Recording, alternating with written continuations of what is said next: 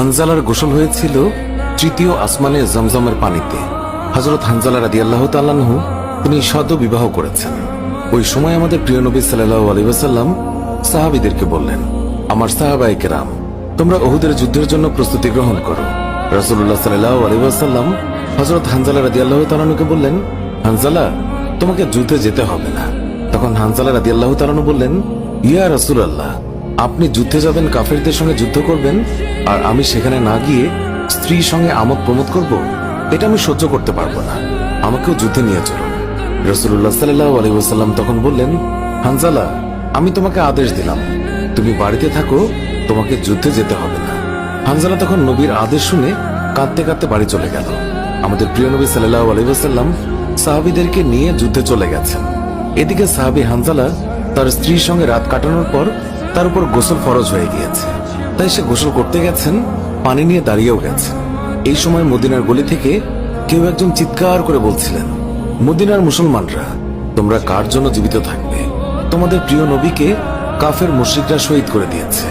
এই কথা যেই মাত্র হানজালার কানে পৌঁছালো, তখনই তিনি পানির বালতি ফেলে দিয়ে তার স্ত্রীর কাছে গেল এবং তার স্ত্রীকে বলল, হে আমার স্ত্রী, তাড়াতাড়ি আমার তলোয়ারটা দাও। যে কাপুরুষরা আমার নবীকে শহীদ করেছে, যে কাফেররা বিশ্বনবী হযরত মুহাম্মদ সাল্লাল্লাহু আলাইহি ওয়াসাল্লামকে হত্যা করেছে, আমি তাদেরকে ছাড়ব না। আজ হয় তারা মরবে, না হয় আমি মরব। যে দুনিয়ায় নবী নেই, সেই দুনিয়ায় আমি বাঁচতে চাই না।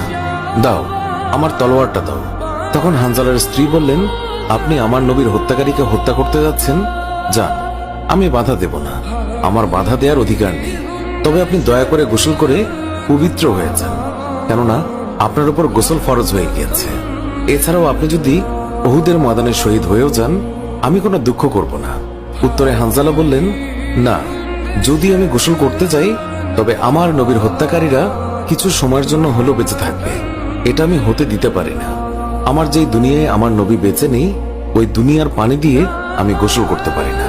এই বলে তিনি তলোয়ার নিয়ে চলে গেলেন। উহুদের ময়দানে তিনি অনেক কাফেরকে হত্যা করলেন। একসময় যুদ্ধ করতে করতে তিনি শহীদ হয়ে গেলেন। যুদ্ধ শেষ হয়ে গেলে আল্লাহর রাসূল সাহাবীদেরকে বললেন, হে আমার সাহাবীরা, তোমরা যাও, গিয়ে দেখো আমার যে সকল সাহাবায়ে কেরাম শহীদ হয়েছে তাদের লাশ সংগ্রহ করো এবং তাদেরকে গোসলবিহীন দাফনের ব্যবস্থা করো। সকল শহীদের লাশ এনে এক জায়গায় রাখা হচ্ছে।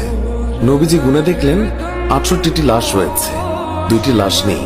একজন তার চাচা হামজা রাদিয়াল্লাহু তাআলা আনহু, আর আরেকজন হানজালা রাদিয়াল্লাহু তাআলা আনহু। অস্থির হয়ে পড়লেন নবীজি। সব সাহাবাদের পাঠালেন লাশ খোঁজার জন্য। হঠাৎ বোরখা পরা এক মহিলা এসে দাঁড়ালেন নবীজির কাছে।